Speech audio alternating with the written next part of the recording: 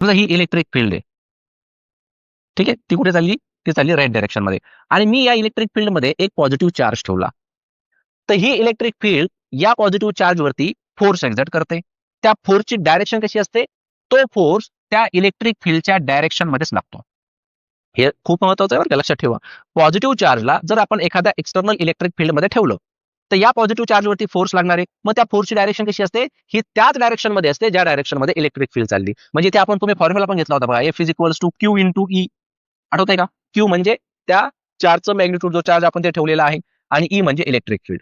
या दोघांचा प्रोडक्ट घेतला की याच्यावरती लागलेला आपल्याला फोर्स भेटत असतो. महत्वाची गोष्ट काय? फोर्स इलेक्ट्रिक फील्डच्या डायरेक्शन मध्येच लागतो. पण जर एखादा निगेटिव्ह चार्ज ठेवला तर यावरती लागणारा फोर्स इलेक्ट्रिक फील्डच्या ऑपोजिट डायरेक्शन मध्ये असतो. ठीक आहे, त्याला आपण मायनस एफ म्हणूयात. एवढा फरक तुम्हाला माहिती पाहिजे. पॉझिटिव्ह चार्ज असेल तर इलेक्ट्रिक फील्डच्या डायरेक्शन मध्ये, निगेटिव्ह चार्ज असेल तर त्याच्या ऑपोजिट डायरेक्शन मध्ये.